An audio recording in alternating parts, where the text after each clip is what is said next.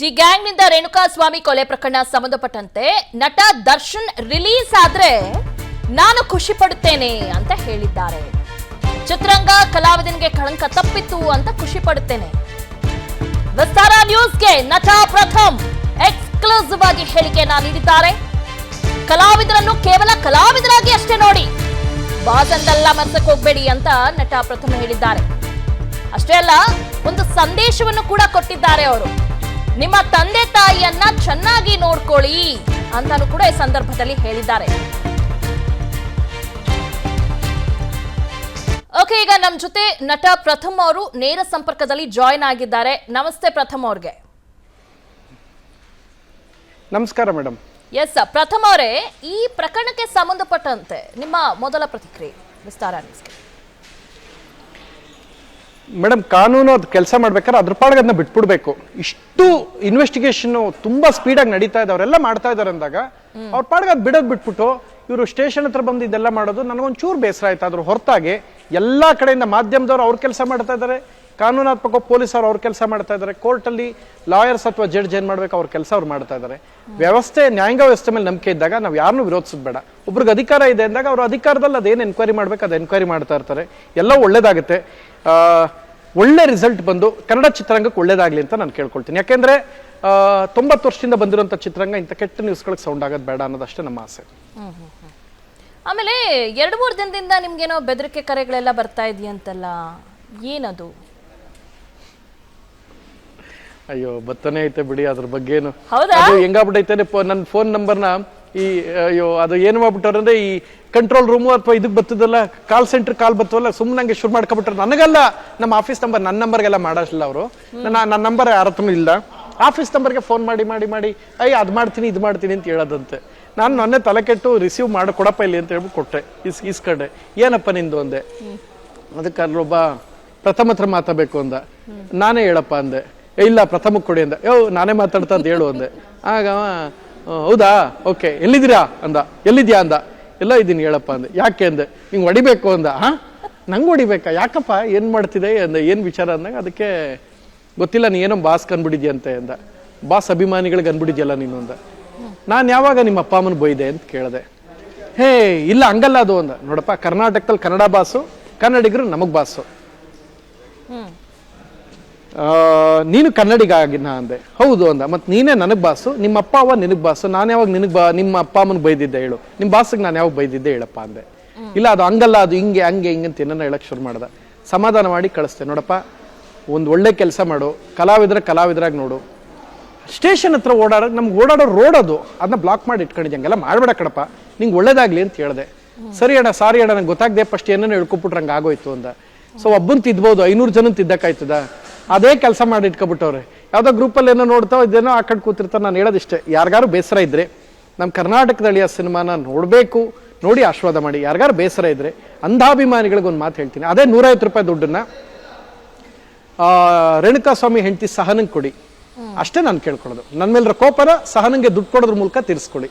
ಇನ್ನೂ ಸ್ಪಷ್ಟವಾಗಿ ಹೇಳಬೇಕು ಅಂದ್ರೆ, ನಾನು ಯಾವತ್ತಾದ್ರೂ ರೇಣುಕಾಸ್ವಾಮಿ ಪರವಾಗಿ ಎಲ್ಲರೂ ಒಂದ್ ಮಾತು ಹೇಳೋದು ನೋಡಿದ್ದೀರಾ ಯಾರಾದ್ರೂ? ನಾನು ಏನು ಹೇಳಿಲ್ಲ. ಆದ್ರೂ ಸಹಿತ ಹಿಂಗ್ ಅನ್ಕೊಂಡ್ಬಿಟ್ರೆ ಹಿಂಗೆ. ಯಾರು ಮಾಡಿದ್ದಾರೆ ತಪ್ಪಿದೆ, ಅದು ಕಾನೂನು ನೋಡ್ಕೊಳುತ್ತೆ. I stand with Sahana only. ಅದನ್ನೇ ಈಗ ದರ್ಶನ್ ಫ್ಯಾನ್ಸ್ ಕೂಡ ಅರ್ಥ ಮಾಡ್ಕೊಳ್ಬೇಕು. ಈಗ ನಾವಾಗ್ಲಿ ಅಥವಾ ನೀವಾಗ್ಲಿ ಯಾರು ಕೂಡ ನಾವು ಪರ ವಿರೋಧ ಏನೂ ಇಲ್ಲ, ಆದ್ರೆ ಕಾನೂನು ಅನ್ನೋದಿದೆ, ಕಾನೂನು ಕೈಗೊಳ್ಳುತ್ತೆ.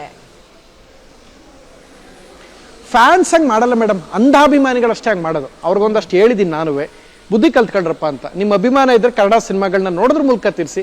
ನನ್ನ ಮೇಲೆ ಕೋಪ ಇದ್ರೆ ಅದೇ 150 ರೂಪಾಯಿ ದುಡ್ಡನ್ನ ಕರ್ನಾಟಕ ತಳಿಯ ಸಿನಿಮಾ ಅಂಧಾಭಿಮಾನಿಗಳು ಮಾತ್ರ ಹೇಳ್ತಾರೆ. ಅವರೊಂದು 200-300 ಜನ ಇದಾವೆ, ಅವರಷ್ಟೇ ಹೋಗ್ಬಿಟ್ಟು ಅದೇ ದುಡ್ಡನ್ನ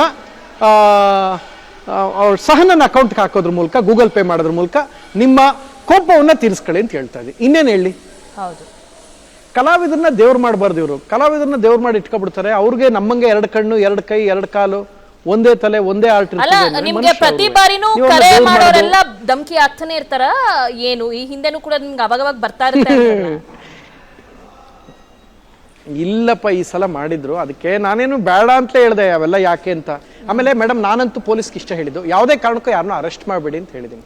ಯಾಕೆ ಅಂದ್ರೆ, ಈಗಾಗಲೇ 7-8 ಕುಟುಂಬ ಆಲ್ರೆಡಿ ಸಫರ್ ಆಗಿದೆ. ನೋಡ್ತಾ ಇದಿರಲ್ಲ, ಯಾರು ಅರೆಸ್ಟ್ ಆಗಿದ್ದಾರೆ. ಅವ್ರ ತಾಯಿ ಕಣ್ಣಿನ ನಾವು ನೋಡೋಕ್ಕಲ್ಲ, ನಮ್ಮ ಕಡೆಯಿಂದ ಅದು ಆಗೋದು ಬೇಡ ಅಲ್ವಾ? ಸೊ ಅದಕ್ಕಷ್ಟೇ ಹೇಳ್ತಾರೆ. ಹಾಗಿದ್ರೆ ನಿಮ್ಗೂ ಸೆಕ್ಯೂರಿಟಿ ಧನ್ಯವಾದ ಬೇಕಲ್ವಾ? madam. ಭಯ ಇಲ್ವಾ ನಿಮ್ಗೆ? ಅಯ್ಯೋ ಇಲ್ಲ ಮೇಡಮ್, ನಮ್ಗೇನಂತದ್ದು ಯಾರು ನಮ್ಗೇನು ಮಾಡೋಕ್ಕಾಗಲ್ಲ, ಅಷ್ಟೆಲ್ಲ ಸುಲಭ ಇಲ್ಲ. ನಾವೊಂದು ಹೇಳೋದೇನು ಗೊತ್ತಾ, ನನಗೆ ಬೈಯೋದು ಚುಚ್ಬಿಡ್ತೀನಿ ಅದು ಮಾಡ್ಬಿಡ್ತೀನಿ ಅನ್ನೋ ಟೈಮನ್ನು ಒಂದೊಳ್ಳೆ ಪುಸ್ತಕ ನೋಡೋದ್ರ ಮೂಲಕ, ಓದೋದ್ರ ಮೂಲಕ, ಒಂದೊಳ್ಳೆ ಕನ್ನಡ ಸಿನಿಮಾ ನೋಡೋದ್ರ ಮೂಲಕ, ಸಹ ನನ್ನ ಅಕೌಂಟ್ಗೆ 150 ರೂಪಾಯಿ ಹಾಕೋದ್ರ ಮೂಲಕ ಆ ರಿವೆಂಜ್ ತೀರಿಸ್ಕೊಳ್ಳಿ. ಪ್ರಥಮ್ಗೆ ಸರಿಯಾಗಿ ಬುದ್ಧಿ ಕಲಿಸಿದ್ದೀನಿ ಅಂತ ಅಂದ್ಕೊಳ್ಳಿ. ಓಕೆ, ಇನ್ನೇನು ಹೇಳಿ ನಾನು, ಏನ್ರೋ ಇವೆಲ್ಲ ಮಾಡ್ಕೊಂಡು ಏನು ಮಾಡ್ತಿರೋ? ಜೀವನ ಸುಂದರವಾದದ್ದು. ಯಾವ ಕಲಾವಿದನಿಗೋಸ್ಕರನೂ ನೀವು ಯಾವ್ದಾದ್ರು ಒಬ್ಬ ಮಿನಿಸ್ಟ್ರು, ಒಬ್ಬ MLA ಅವ್ನ ಕಾರ್ಯಕರ್ತನಿಗೋಸ್ಕರ ಜೈಲ್ಗೆ ಹೋಗಿದ್ದು ನೋಡಿದ್ದೀರಾ? ಯಾವ್ದಾರು ಒಬ್ಬ ನಟ ಅಭಿಮಾನಿಗೋಸ್ಕರ ಜೈಲ್ಗೆ ಹೋಗಿರೋದು ಹ್ಯಾಂಗ್ ಮಾಡ್ಕೊಂಡ್ರದ್ದು ನೋಡಿದ್ದೀರಾ? ಇಲ್ಲ ಅಂದ್ಮೇಲೆ ನೀವು ಯಾಕ್ರೋ ಮಾಡ್ಕೊತೀರಾ? ಕಲಾವಿದ್ರು ಅಷ್ಟೇ ಆಗಕ್ ಬಿಡಿ, ಅವ್ರನ್ನ ದೇವ್ರು ಮಾಡ್ಬೇಡ್ರು ಅಲ್ಲ, ಅಂತ ಈಗ ನಾನು ಎಷ್ಟು ಹೇಳಿದ್ರು ಪ್ರಥಮ್ ಅವ್ರು ಏನಾದ್ರು ಬುದ್ಧಿನೇ ಹೋಗ್ಬಿಟ್ಟು ಕಲಿಯಲ್ಲ. ಆಮೇಲೆ ರೇಣುಕಾ ನಾನು ಸ್ವಾಮಿ ಅವರ ಕುಟುಂಬದವ್ರನ್ನ ಏನಾದ್ರು ಮೀಟ್ ಮಾಡ್ತೀರಾ ಮುಂದೆ? ಅಯ್ಯೋ ಏನಾಗೋಗಿದೆ ಗೊತ್ತಾ ಮೇಡಮ್, ಈಗ ಇಲ್ಲಿ ನಡೀತಾ ಇದೆ, ಇಲ್ಲಿ ಶೂಟಿಂಗ್ ಸ್ಪಾಟ್ ಬಂದ್ಬಿಟ್ಟಾರೆ. ಕೊಕೇನ್ ಅಂತ, ನೋ ಕೊಕೇನ್ ಅಂತ ಡ್ರಗ್ ಮಾಫಿಯಾ ಬಗ್ಗೆ ಶೂಟ್ ನಡೀತಾ ಐತೆ. ಇಲ್ಲೇ ಇದ್ದೀನಿ ನಾ, ಇದು ಬಿಟ್ಟು ಹೋಗಕ್ಕಾಯ್ತು. ಇಲ್ಲಿ ಕರ್ನಾಟಕ ತಳೆ ಡಬ್ಬಿಂಗ್ ನಡೀತಾ ಐತೆ. ನಾ ಅದೆಲ್ಲ ಮುಗಿಸಿ ಒಂದಿನ ಹೋಯ್ತೀನಿ ಮೇಡಮ್. ಒಂದು ಕೆಲಸ ಮಾಡಲ, ಕರ್ನಾಟಕ ತಳೆ ರಿಲೀಸ್ ಸಮಯದಲ್ಲಿ ನನ್ನ ಕಲೆಕ್ಷನ್ ದುಡ್ಡಲ್ಲಿ ಸ್ವಲ್ಪ ಫಸ್ಟ್ ಟೈಮಲ್ಲಿ ಅವ್ರಿಗೊಂದು ಸ್ವಲ್ಪ ಸಹಾಯ ಮಾಡ್ತೀನಿ. ಇದಂತೂ ನಾನು ಮಾಡ್ಬೋದು, ನನ್ನ ಕೈಲಿ ಏನ್ ಸಾಧ್ಯ ಅದು ಬಿಟ್ಟು ನಾನು ಯಾವುದೇ ಇಲ್ಲೇ ಸೆಟ್ ಇಲ್ಲಿ ಫೈಟ್ ಸೀನ್ ನಡೀತಾ ಇತ್ತು. ಇಲ್ಲಿ ಏನ್ ಗೊತ್ತಾ, ಒಂದು ಶೆಡ್ ಅಲ್ಲಿ ನಡೀತಾ ಐತೆ ಫೈಟು. ಈಗ ನನಗೆ ವಿಲನ್ಗಳು ಬ್ಲಡ್ ಎಲ್ಲ ಹಾಕಿ ಹೊಡೆಯುವಂಥದ್ದು ಒಂದು ಸೀನ್ ಇತ್ತು. ಅದಕ್ಕೆ ನಿಮ್ಮ ಟಿವಿಯವರು ಫಸ್ಟ್ ಡೈರೆಕ್ಟರ್ ಶೆಡ್ ಅಲ್ಲಿ ಬ್ಲಡ್ ಜೊತೆ ಪ್ರಥಮ್ ಅಂತ ಹಾಕ್ಬಿಡ್ತಾರೆ ಅನ್ನೋ ಕಾರಣ ಮೇಕಪ್ಪೇ ಮಾಡಬೇಡ, ಫಸ್ಟು ಪ್ರೋಗ್ರಾಮ್ ಮುಗಿಯೋ ತನಕ ಬಿಟ್ಬಿಡು ಅಂತ ಹೇಳ್ಬಿಟ್ಟು ನಾನು ತಡೆದೆ. ಇಲ್ಲ ಅಂದ್ರೆ ಶೆಡ್ ಅಲ್ಲಿ ಬ್ಲಡ್ ಜೊತೆಗೆ ಇದೊಂದು ಕಾರ್ ಶೆಡ್ ಇಲ್ಲೇ ಫೈಟ್ ಸೀನ್ ನಡೀತಾ ಐತೆ,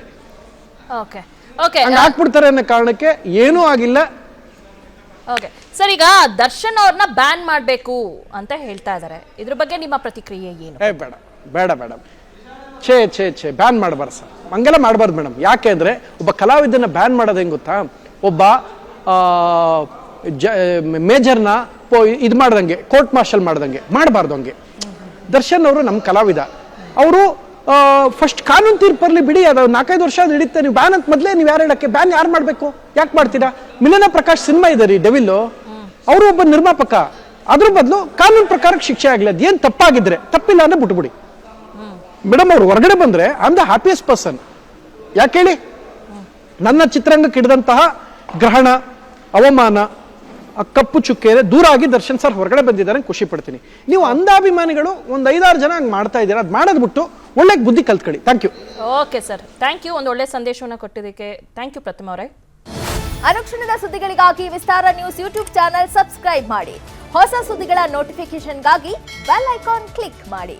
ಲೇಟೆಸ್ಟ್ ಅಪ್ಡೇಟ್ಸ್ಗಾಗಿ www.vistaranews.com ವೆಬ್ಸೈಟ್ಗೆ ವಿಸಿಟ್ ಮಾಡಿ. ಅಂಗೈಯಲ್ಲೇ ಜಗತ್ತಿನ ಸುದ್ದಿ ತಿಳಿಯಲು ವಿಸ್ತಾರ ನ್ಯೂಸ್ ಕನ್ನಡ ಆಪ್ ಡೌನ್ಲೋಡ್ ಮಾಡಿ.